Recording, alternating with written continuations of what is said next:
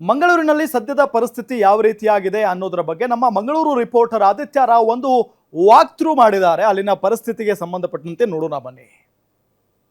ದಕ್ಷಿಣ ಕನ್ನಡ ಜಿಲ್ಲೆಯಲ್ಲಿ ಕಳೆದ 3 ಗಂಟೆಯಿಂದ ಧಾರಾಕಾರ ಮಳೆಯಿಂದಾಗಿ ಭಾರಿ ಅನಾಹುತ ಸಂಭವಿಸಿರುವಂತದ್ದು, ಜೊತೆಗೆ ತಗ್ಗು ಪ್ರದೇಶಗಳಲ್ಲಿ ನೀರು ತುಂಬಿಕೊಂಡಿರುವಂತದ್ದು, ಮಂಗಳೂರಿನ ಪ್ರಮುಖ ಭಾಗಗಳ ಸಂಪೂರ್ಣ ಮುಳುಗಡೆ ಆಗಿರುವಂತದ್ದು. ನಾವೀಗ ದೃಶ್ಯದಲ್ಲಿ ಕಾಣಬಹುದು, ಇದು ಮಂಗಳೂರಿನ ಪಂಪ್ವೆಲ್ ಸರ್ಕಲ್ ಮಹಾವೀರ ವೃತ್ತ ಸಂಪೂರ್ಣವಾಗಿ ಮುಳುಗಡೆ ಆಗಿದೆ. ಕಳೆದ 3 ಗಂಟೆಗಳಿಂದ ನಿರಂತರವಾಗಿ ಮಳೆ ಬರ್ತಿದೆ. ಇದರಿಂದ ಜನರು ಕೂಡ ಸಂಕಷ್ಟವನ್ನು ಅನುಭವಿಸಿದ್ದಾರೆ. ಯಾಕಂದ್ರೆ ಇದು ಮಂಗಳೂರಿನ ಪ್ರಮುಖ ರಸ್ತೆ ಆಗಿದೆ ಮತ್ತು ಸರ್ಕಲ್ ಕೂಡ ಆಗಿರುವಂತದ್ದು. ಅಂದ್ರೆ ಈ ಭಾಗದಿಂದ ಮೇಲ್ಭಾಗದಿಂದ ಮಂಗಳೂರು ಬಿಸಿ ರೋಡ್ ರಸ್ತೆಗೆ ಸಂಪರ್ಕ ಆಗ್ತದೆ. ಜೊತೆಗೆ ಬಲಬದಿಯಲ್ಲಿ ಇದು ತೊಕ್ಕೊಟ್ಟು, ಉಳ್ಳಾಲ ಮತ್ತು ಕೇರಳಕ್ಕೆ ಸಂಪರ್ಕವಾದಂತಹ ರಸ್ತೆ.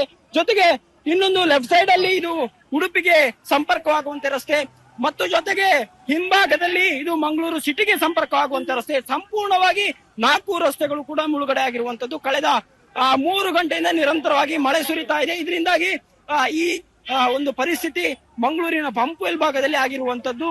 ಜೊತೆಗೆ ಇಲ್ಲಿ ಪಕ್ಕದಲ್ಲಿ ರಾಜಕಾಲುವೆ ಇದೆ. ರಾಜಕಾಲುವೆ ಕೂಡ ಅಸಮರ್ಪವಾಗಿ, ಅಂದ್ರೆ ರಾಜಕಾಲುವೆಯಲ್ಲಿ ಹೂಳೆತ್ತದ ಕಾರಣ ಇಂತಹ ಪರಿಸ್ಥಿತಿ ಪಂಪ್ವೆಲ್ಗೆ ಬರ್ತಿದೆ ಅಂತ ಹೇಳುವಂತಹ ಕೂಡ ಮಾತುಗಳು ಕೇಳಿ ಬರ್ತಾ ಇದೆ. ನಾವು ದೃಶ್ಯದಲ್ಲಿ ಗಮನಿಸಬಹುದಾಗಿದೆ, ಬಸ್ಸಿನ ಸಂಪೂರ್ಣ ಭಾಗಶಃ ಮುಳುಗಿರುವಂತದ್ದು. ಟೈರ್ನ ಹತ್ರ, ಅಂದ್ರೆ ಟೈರ್ನ ಭಾಗದ ತನಕ ಈ ಬಸ್, ಅಂದ್ರೆ ಈ ಮಳೆಗೆ ನೀರು ನಿಂತ ಪರಿಣಾಮವಾಗಿ ಬಸ್ ಮುಳುಗಿರುವಂತದ್ದು.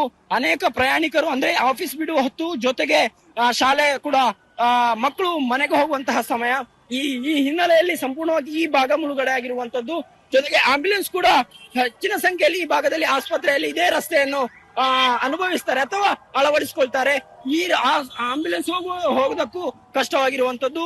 ಜೊತೆಗೆ ವಾಹನ ಸವಾರರಾಗಿರ್ಬೋದು, ಪಾದಚಾರಿಗಳಾಗಿರ್ಬೋದು, ಅವ್ರಿಗೂ ಕೂಡ ಸಂಕಷ್ಟ ಅನುಭವಿಸುವಂತದ್ದು. ಯಾಕಂದ್ರೆ ಕಳೆದ ಮಳೆಗೆ, ಅಂದ್ರೆ 10 ದಿನಗಳ ಹಿಂದೆ ಸುರಿದಂತಹ ಮಳೆಗೂ ಕೂಡ ಇದೇ ಪರಿಸ್ಥಿತಿ ಪಂಪ್ವೆಲ್ ವೃತ್ತದಲ್ಲಿ ಆಗಿತ್ತು. ಬಳಿಕ ಕೇವಲ 3 ಗಂಟೆ ಸುರಿದ ಮಳೆಗೆ ವಾಪಸ್ ಇದೇ ಪರಿಸ್ಥಿತಿ ಆಗಿದೆ. ಅಧಿಕಾರಿಗಳ ಹತ್ರ ಕೇಳಿದ್ರೆ ನಾವು ಇದಕ್ಕೆ ಎಲ್ಲಾ ಪರಿಹಾರವನ್ನು ಮಾಡಿದ್ದೇವೆ, ಇನ್ನು ಮುಳುಗುದಿಲ್ಲ ಅಂತ ಹೇಳುವಂತಹ ಮಾತುಗಳನ್ನು ಆಡಿರ್ತಾರೆ. ಆದ್ರೆ ಕೇವಲ 3 ಗಂಟೆ ಮಳೆಗೆ ಇಂತಹ ಪರಿಸ್ಥಿತಿ ಮಂಗಳೂರಿನಲ್ಲಿ ಆಗಿರುವಂತದ್ದು. ಇದರಿಂದ ಜನರು ಕೂಡ, ವಾಹನ ಸವಾರರು ಕೂಡ ಪರದಾಡುವಂತಹ ಪರಿಸ್ಥಿತಿ ಎದುರಾಗಿರುವಂತದ್ದು.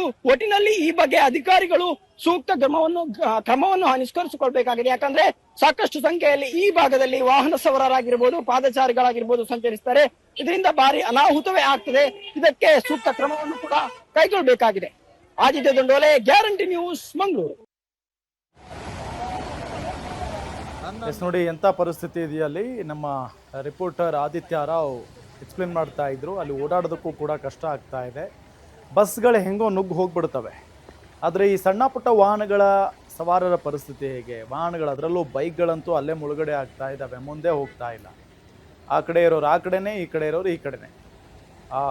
ಸೆಂಟರ್, ಒಂದು ಪ್ರಮುಖವಾದಂಥ ವೃತ್ತ ಏನಿದೆಯಲ್ಲ, ಆ ಸರ್ಕಲ್ ಏನಿದೆಯಲ್ಲ, ಅಲ್ಲಿ ಏನಾದರೂ ಬಂದುಬಿಟ್ರೆ ಆ ಕಡೆನೂ ಹೋಗೋಕ್ಕಾಗಲ್ಲ, ಈ ಕಡೆನೂ ಹೋಗೋಕ್ಕಾಗಲ್ಲ. ಅಲ್ಲಿನ ಸ್ಥಳೀಯರೇ ಒಂದಿಷ್ಟು ಕೆಲಸ ಮಾಡ್ತಾ ಇದ್ದಾರೆ. ಅಂದರೆ ಯಾರು ಮುಂದೆ ಹೋಗ್ಬೇಡ್ರಪ್ಪ, ಅಲ್ಲಿ ನೀರು ಜಾಸ್ತಿ ನಿಂತ್ಕೊಂಡಿದೆ, ಮುಂದೆ ಹೋದರೆ ಕತೆನೇ ಮುಗೀತು ಅಂತ ಹೇಳಿ. ಎಡಭಾಗದ ದೃಶ್ಯವನ್ನು ನಿಮಗೆ ತೋರಿಸ್ತಾ ಇದ್ದೀವಿ. ಮುಂದೆ ಹೋಗೋಕ್ಕಾಗದೆ ಟ್ರಾಫಿಕ್ ಜಾಮ್ ಉಂಟಾಗಿರೋದು ನೋಡಿ. ಅಲ್ಲೊಂದು ಬಸ್ ಸಿಕ್ಕೊಂಡು ಒದಾಡ್ತಾ ಇದೆ. ಅದು ಮುಂದೆನೂ ಹೋಗ್ತಾ ಇಲ್ಲ, ಹಿಂದೆನೂ ಬರ್ತಾ ಇಲ್ಲ. ಕೆಟ್ಟು ಹೋಯ್ತು, ಇನ್ನು ಕತೆನೋ ಏನೋ. ಸೊ ಇಷ್ಟೆಲ್ಲ ನೀರಲ್ಲಿ ನಿಂತ್ಕೊಳ್ಳುತ್ತೆ ಅಂತ ಅಂದರೆ ಅಲ್ಲಿ ನೀರು ಹೋಗೋದಕ್ಕೆ ಜಾಗನೇ ಇಲ್ಲ, ಸರಿಯಾದಂಥ ವ್ಯವಸ್ಥೆ ಇಲ್ಲ ಅಂತ ಅರ್ಥ.